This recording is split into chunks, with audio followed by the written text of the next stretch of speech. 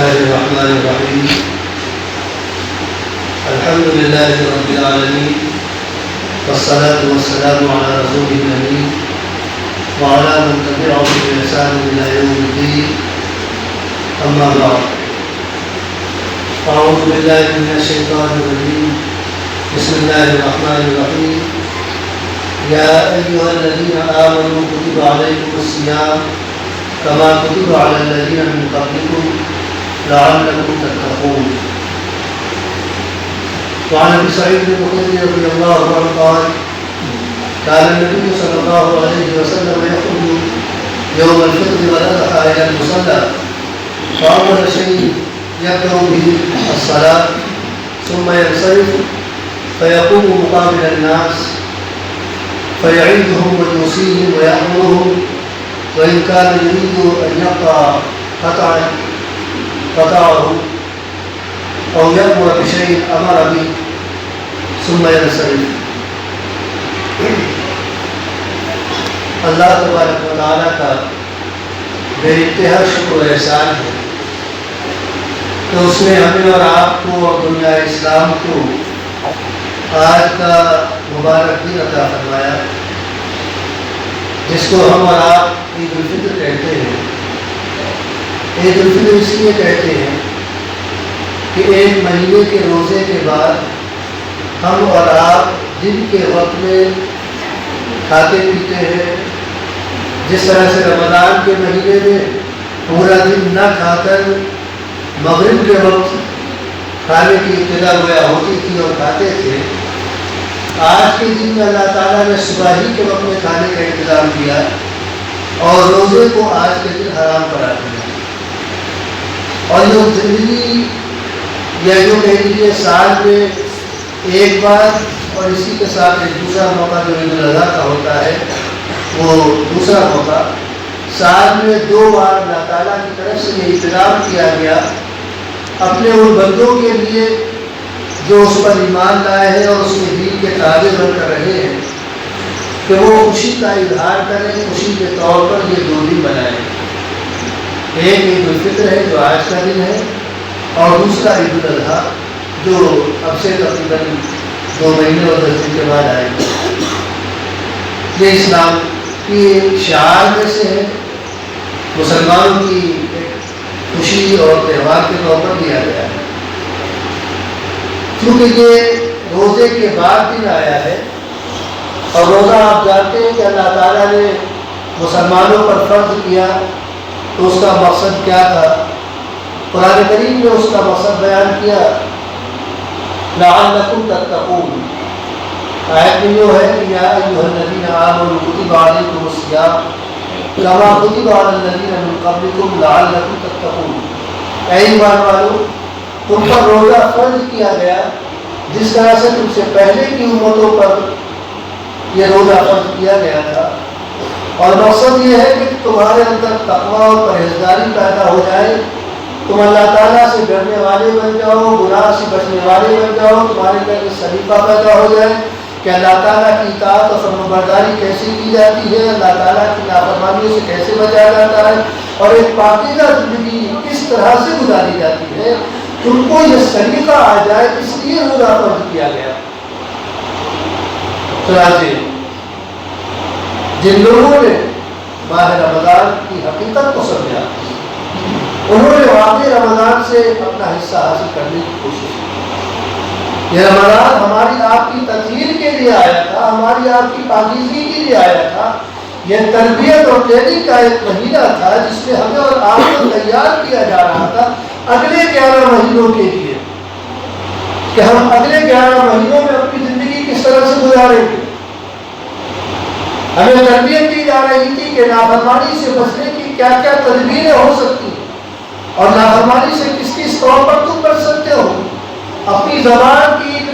گستاخیوں سے کیسے تم دوسروں کو بچا سکتے ہو، اپنے ہاتھوں کے شر سے دوسروں کو کیسے محفوظ رکھ سکتے ہو، اپنے پیروں کو اللہ تعالیٰ کی نافرمانی میں چلنے سے کس طرح سے روک سکتے ہو، اپنے خیالات کی حفاظت کس طرح کر سکتے ہو، اپنی آنکھوں کی اور اپنے کانوں کی حفاظت تم کس طرح کر سکتے ہو۔ یہ ٹریننگ کا مہینہ تھا، تربیت کا مہینہ تھا، ہماری آپ کی تربیت کی جا رہی تھی، ہمیں اور آپ کو ٹریننگ دی جا رہی تھی، تاکہ اللہ تعالیٰ کی فرمانبرداری کے ساتھ ہمارے اگلے 11 مہینے ہوئے جو ہماری آپ کی زندگی کا، ایک مسلمان کی زندگی کا اصل مقصد ہے جس کے لیے اس کو پیدا کیا گیا۔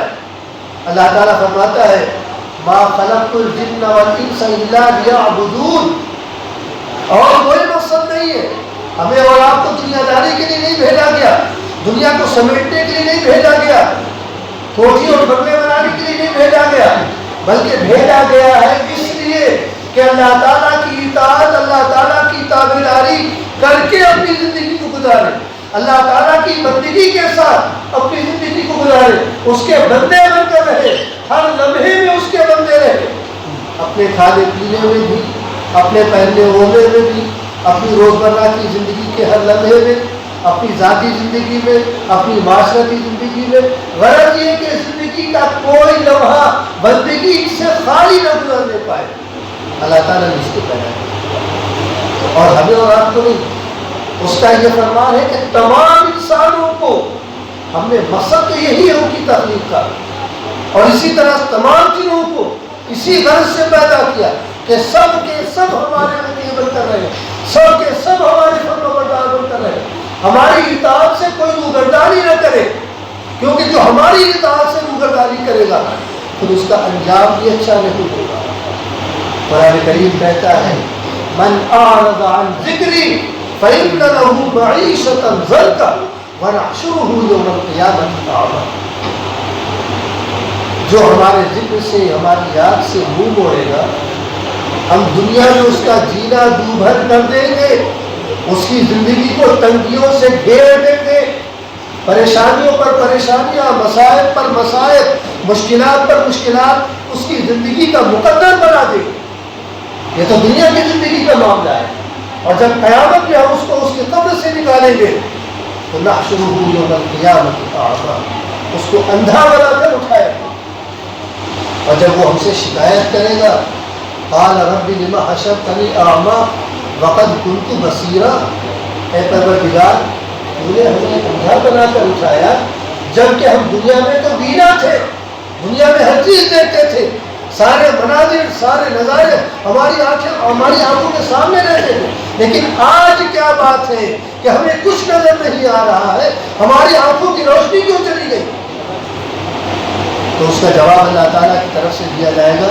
كَذَلِكَ أَتَتْكَ آيَاتُنَا فَنَسِيتَهَا، ذرا یاد کرو کہ تمہارے پاس ہماری ہدایات پہنچی تھی، تم نے ہماری ہدایات کے ساتھ کیا سلوک کیا تھا، تمہاری طرف سے ہماری ہدایات کے سلسلے میں کیا رویہ رہا تھا، تم نے تو نظر انداز کر دیا تھا، تم دنیا کی زندگی پر ریجھے پڑے ہوئے تھے، دنیا کی زندگی کو تم نے اپنا مقصد بنا لیا تھا، وہی تمہارا مطمئن نظر تھا، تو جب تم نے دنیا کی زندگی کو مقصد بنایا تھا، آخرت کو فراموش کر دیا تھا، تو آج ہم تمہیں فراموش کیے دیتے ہیں، وَكَذَلِكَ الْيَوْمَ تُنسَى، ہم تمہیں آج فراموش کیے دیتے ہیں۔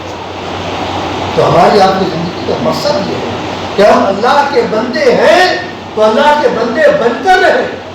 بندگی سے انحراف نہ ہونے پائے، چنانچہ اسی کی تربیت دی جا رہی تھی۔ اگر ہمارے آپ کے اندر یہ سلیقہ پیدا ہو گیا کہ ہم اللہ تعالیٰ کی نافرمانیوں سے اپنے آپ کو 11 مہینے بچاتے ہیں، اور کسی بھی موقع پر کم از کم دانستہ طریقے پر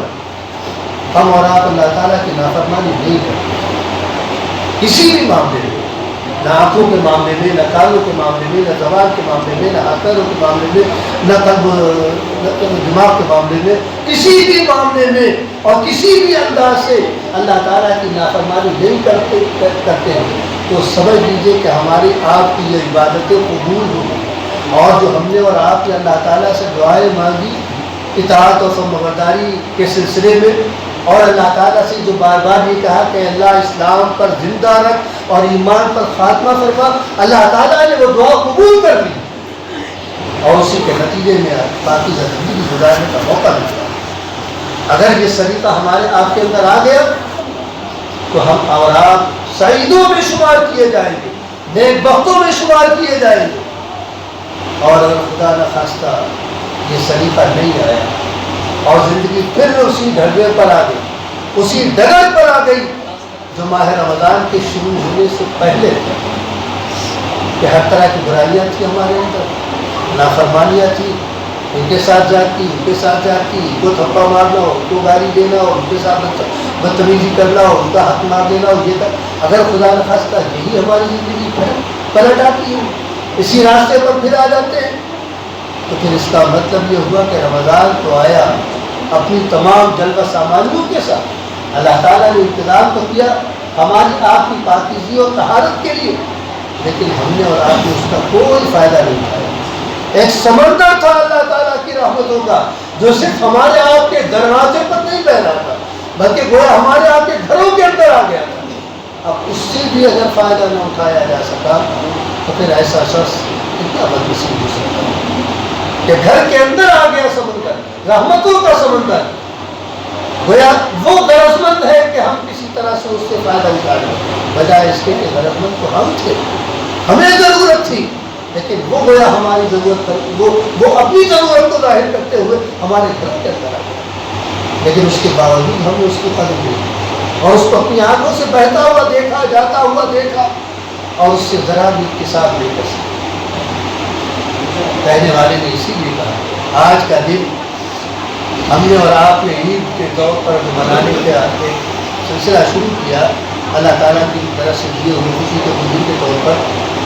تو ہم نے عید کا مطلب یہ سمجھا کہ نیا لباس ہونا چاہیے، اچھے پکوان ہونے چاہیے، یہاں وہاں جانا اور خوشی کا اظہار کرنا اور ایک دوسرے کو مبارکباد دینا، بس یہ ہے عید،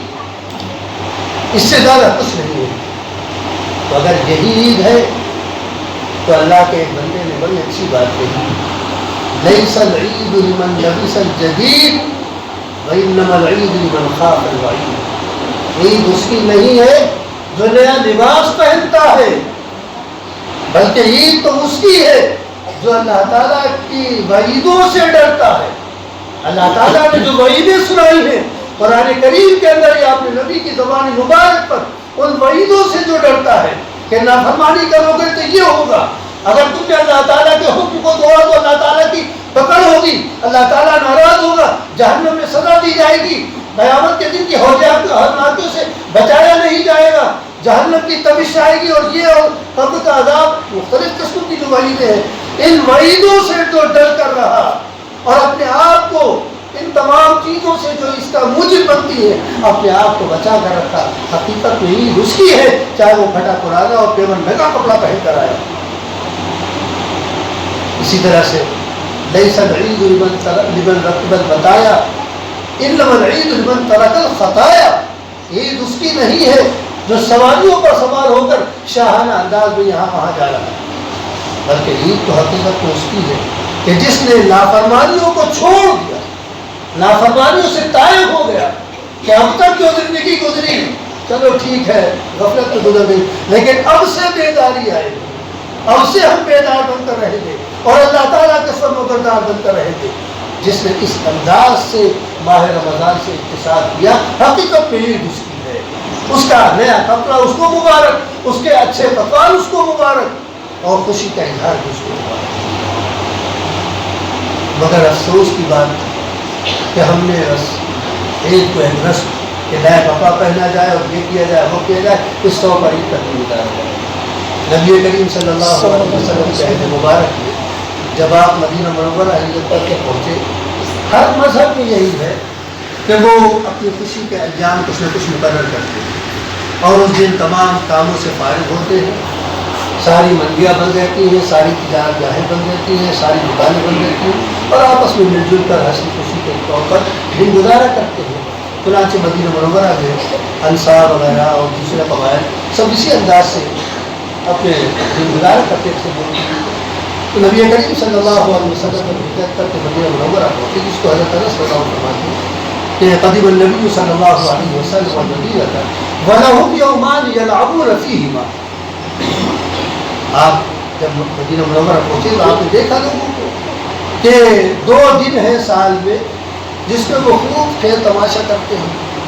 خوب ہنسی مذاق اور یہ اور وہ، جس طرح سے ہم اور آپ آج کے دن کو اور عید الاضحیٰ کے دن کو گزارتے ہیں، یہاں وہاں مٹر گشتی اور یہ وہ، اسی انداز سے وہ سب بھی کیا کرتے ہیں۔ کہ جب نبی نے دیکھا کہ اس انداز سے سال میں جو 2 دن گزارتے ہیں تو پوچھا مہادار یوم،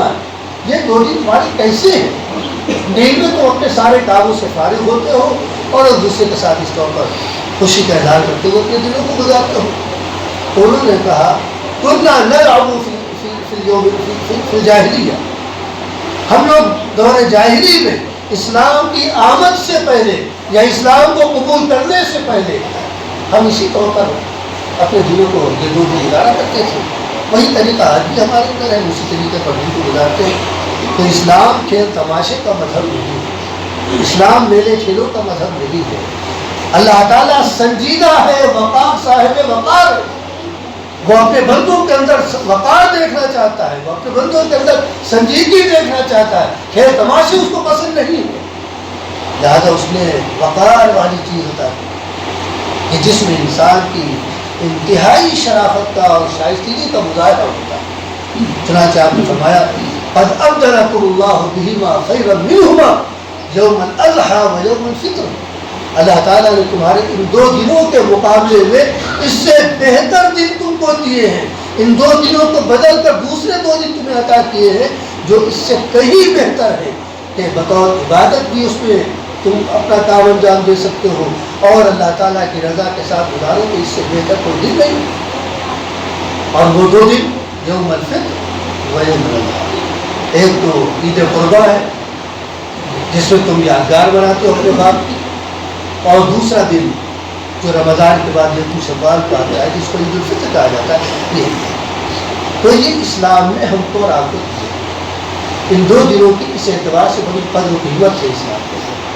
کہ مسلمانوں کو اللہ تعالیٰ کی طرف سے یہ 2 دن دیے گئے، ورنہ ہر دن کو اسی طرح سے کہا جاتا کہ بس جیسے عام دن گزرتے ہیں ویسے آپ گزاریے، کوئی خوشی کا موقع نہیں، کوئی سنجیدگی کا موقع نہیں، بس ایک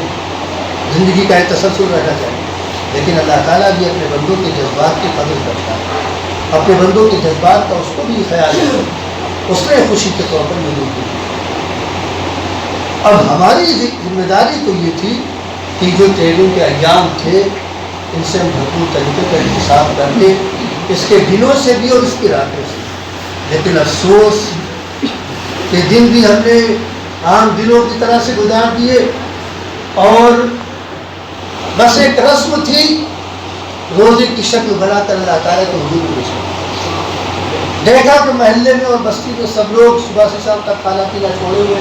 ہم نے بھی اسی طرح سے کھانا پینا چھوڑ دیا اور نام دے دیا اس کھانے پینے کے چھوڑنے کو کہ روزے سے۔ روزہ حقیقت کے اعتبار سے ہم نے آپ نے نہیں رکھا، جو روزہ مطلوب تھا اللہ تعالیٰ کو، اور جس روزے کے متعلق اللہ تعالیٰ قیامت کے دن یہ کہے گا الصوم لی وانا اجزی بھی، وہ روزہ ہم سے ادا نہیں ہو سکتا۔ روزہ میرے لیے رکھا گیا ہے اور اس کا بدلہ ہم خود دیں گے، وہ روزہ ہم رکھ نہیں سکتے، کیونکہ اس نیکی کے لیے ہمیں رسموں کی پابندی نہیں کرنا تھی، ہمیں روزے کی حقیقت تک پہنچنا تھا، اس کا جو مقصد تھا اس مقصد کو حاصل کرنے کی ہمیں توجہ کرنا تھی، لیکن نہیں کر سکتے۔ اور رات، ہر رات سب بیداری کے ساتھ گزرنی چاہیے تھی کہ راتوں کی بھی بڑی قدر و قیمت تھی، اور بالخصوص شبائے قدر جو آخری عشرے میں 5 راتیں تھیں، ہم نے ساری راتیں سو کر گزاری۔ رات کی قدر جانتے ہی نہیں، جب رات کی قدر نہیں جانتے ہیں تو لیلۃ القدر کی قدر کیا کریں گے؟ کسی عارف باللہ نے بڑی اچھی بات کی، من عرف قدر اللیلۃ عرف لیلۃ القدر، جو رات کی قدر کرنا جانتا ہے وہ شب قدر کی بھی قدر کر لے جائے گا، اور جو راتوں کی قدر نہیں کرے گا پوری رات سو رہے پڑے ہوئے فجر کی نماز بھی غائب۔ جو لوگ ایسی ذہنیت والے ہوں گے کہ 2 رکعت تہجد بھی پڑھنے کی ان کو توفیق نہیں، وہ رات شب قدر کی کیا قدر کر پائیں گے؟ من عرف قدر اللیل، جو رات کی قدر کرے گا، اور رات کی قدر یہ ہے کہ جس طرح سے رسول اللہ صلی اللہ علیہ وسلم کم و بیش پابندی کے ساتھ تہجد کی نماز اور نوافل وغیرہ پڑھا کرتے تھے، اپنے بستر کو چھوڑ دیا، کچھ دیر آرام فرما دیا اور کھڑے ہو گئے اللہ کی یاد، کبھی قیام کی حالت میں، کبھی رکوع کی حالت میں، کبھی سجدے کی حالت میں اللہ تعالیٰ کے سامنے اس کا ذکر کر رہے ہیں، اس کو یاد کر رہے ہیں، اس سے لو لگائے ہوئے۔ ہر رات کا یہی آپ کا طریقہ تھا، یہ آپ کا انداز تھا رات کی قدر کرنے کا۔ جب یہ انداز تھا تو یقیناً آپ کو شب قدر کی قدر کرنے کا بھی بڑا اچھا موقع ملا۔ لیکن ہم تو ساری راتیں سو کر گزارتے ہیں. ہمارے نزدیک رات کی قدر یہ ہے کہ سو کر گزارتے ہیں. ہم نے سو کر گزارتے ہیں وجہ اس کے سب بیداری کرتے ہیں. اس موقع پر سحری کے لیے اٹھتے تھے, 2-4-6 رکعتیں جو بھی مل جاتی کم سے کم تہجد کو پڑھ لیا کرتے. سال میں یہی ایام مل جاتے, انہی ایام میں پڑھ لیا کرتے. باقی 11 مہینے سو لیتے, لیکن نہیں 12واں مہینہ بھی سو کر ہی گزارتے. تو نہ ہم نے رات کی قدر کی, نہ ہم نے دن کی قدر کی, نہ ہم نے سحر کے وقت کی قدر کی. کیا ہو دادی اور لال و فقہ میں کچھ وقت گزار دیتے, نہ افطار کے وقت میں کوئی بس ہنگامہ ہے, ہنگامے کے انداز میں دوڑ بھاگ کے ساتھ آئے اور افطار شروع کر دیا. نہ دعا سے مطلب, نہ اللہ کو یاد کرنے سے مطلب. یہاں تک کہ اتنی اجرت ہوتی تھی کہ جو روزہ افطار کے وقت کی دعا مشروع ہے وہ تک ہوتی ہے, یا روزے کے بعد جو دعا بتائی گئی کہ ذهب الظمأ وابتلت العروق وثبت الاجر ان شاء اللہ, وہ بھی توفیق بس کھانے پینے سے مطلب. تو ہم نے اس مہینے کو بھی اسی انداز سے بنایا. بہرحال اللہ تعالیٰ اپنے بندوں پر مہربان ہے. ہم نے ایک رسم پیش کیا اللہ تعالیٰ کے روزے کی شکل, اور جو رسم پیش کی اس کو بھی صحیح طور پر نہیں پیش کیا, اس میں بھی کوتاہیاں رہی, اس میں بھی ہماری طرف سے کمی رہ گئی. اللہ تعالیٰ کی مہربانی دیکھیے, نبی کی شفقت دیکھیے کہ ان کوتاہیوں پر جو رسموں کے اندر ہم نے پیش کی اس کے لیے بھی ان کوتاہیوں سے نکلنے کا راستہ بتائیے. اور صدقہ فطر کے نام سے ایک مختصر سی رقم, یا جس شکل میں آپ گیہوں اور کشمش اور اس کی شکل میں لینا چاہیں جو وغیرہ کی وستو, اس طریقے پر ایک مقدار آپ دے دیجئے, تو جو کوتاہیاں ہوئی ہیں اس رسم میں بھی انشاءاللہ وہ بھی دور ہو جائیں گی. اور جو روزے معلق ہیں ابھی اللہ کے حضور پہنچے نہیں ہیں, وہ روزے پھر تمام کوتاہیوں سے پاک ہو کر اللہ کے حضور پہنچیں گے. رسول اللہ صلی اللہ علیہ وسلم ہر بالغ عاقل مرد و عورت پر صدقہ فطر واجب قرار دیا. اسی طرح سے جو ان کے ماتحت ہیں تمام نابالغ اولاد اور بھی اگر نوکر چادر وغیرہ ہے, ان سب جو رہتے ہیں گھروں کے اندر نوکر چادر یا آنے جانے والے نہیں چاہے کام کر کے چلے گئے, جو رہتے ہیں باقاعدہ ان کی طرف سے صدقہ فطر کو واجب قرار دیا. اور یہ صدقہ فطر اس وقت تقریباً 50 روپے, اور اس کا بہتر طریقہ نبی کی طرف سے یہ دیا گیا کہ آپ نماز کے لیے آنے سے پہلے ادا کریں, اور اگر کسی وجہ سے ادا نہیں کر سکے تو نماز کے بعد پہلی فرصت میں ادا کریں. اور دیکھیے اسلام کتنا رحمت والا ہے, اس نے کسی فرد کو, معاشرے کے تمام افراد کو اپنے اندر سمیٹا ہے, کسی فرد کو نظر انداز نہیں کیا. ہم اور آپ کھا رہے ہیں, ہمارے معاشرے میں, ہمارے پڑوس میں, ہماری بستی میں, ہمارے رشتے داروں میں بہت سارے ایسے لوگ ہوں گے کہ جو بیچارے کھانے پینے میں پریشان ہیں, ان کے لیے میسر نہیں ہو پا رہا ہے. اس صدقہ فطر کے ذریعے سے ان کا انتظام کیا گیا. نبی نے فرمایا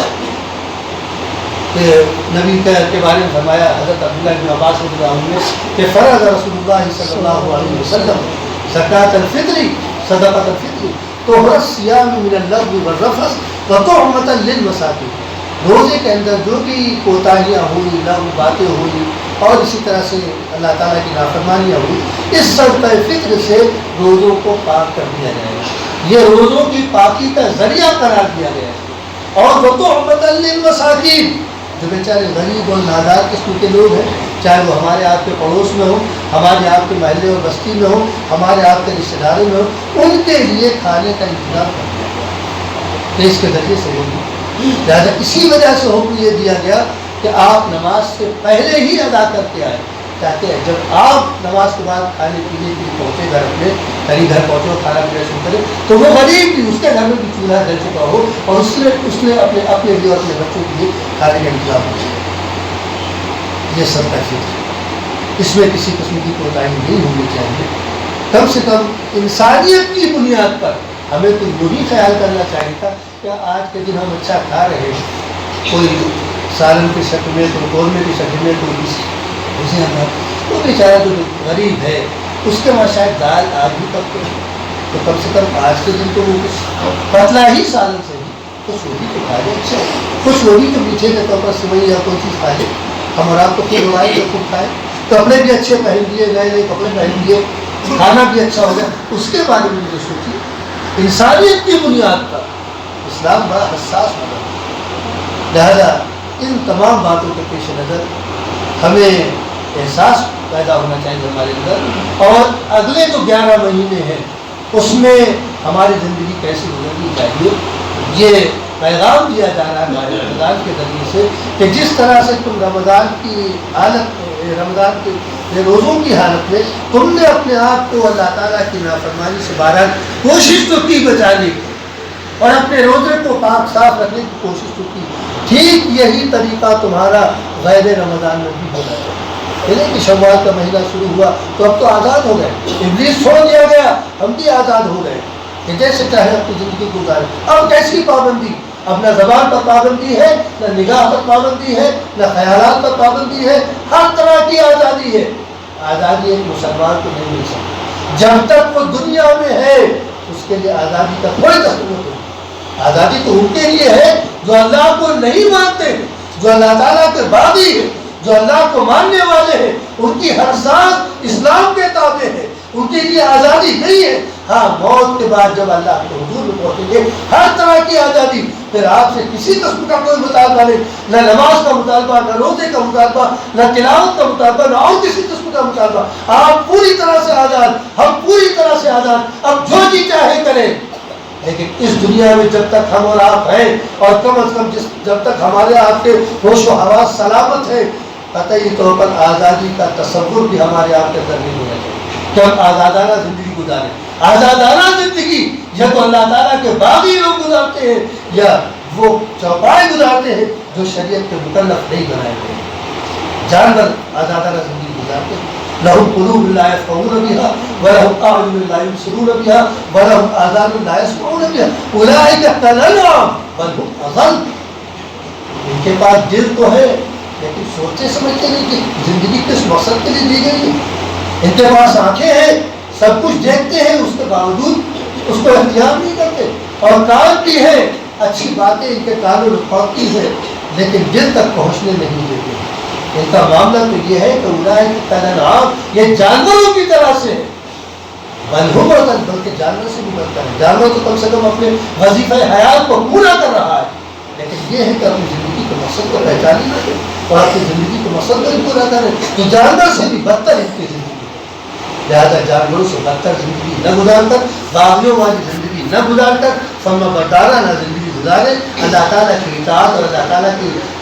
ابدیت کے ساتھ ہم اپنی زندگی کو، اپنے شب روز کو بسر کریں، جس مقصد کے لیے پیدا کیا گیا ہے اس مقصد کو پورا کریں، تاکہ جب تک اللہ تعالیٰ کے حضور میں ہم اور آپ پہنچے، اور بارہ پہنچنا ہے، اس سے مفر کسی کو نہیں، تو جب اللہ تعالیٰ کے حضور میں پہنچے تو اللہ تعالیٰ کی طرف سے اعزاز و اکرام جو اس نے اپنے نیک بندوں کے لیے وعدہ کیا ہے جس کا، اس کے مستحق ہم اور آپ بھی قرار دیے جائیں۔ اللہ تبارک و تعالیٰ تمام مسلمانوں کو اپنی ہدایات پر عمل کرنے کی اور رمضان سے بھرپور طریقے پر جو اکتساب ہوا ہے اس پر عمل کرنے کی، اور آئندہ 11 مہینوں میں ایک پاکیزہ زندگی گزارنے کی، وہ زندگی جو مسجد والی ہوتی ہے، وہ زندگی جو روزے کی حالت میں ہوتی ہے، اس طرح کی زندگی اور اس طرح کے شب و روز گزارنے کی اللہ تبارک و تعالیٰ ہم تمام مسلمانوں کو توفیق عطا فرمائے۔ وما علینا الا البلاغ المبین، واللہ یغفر الحق والسبیل۔ عید الفطر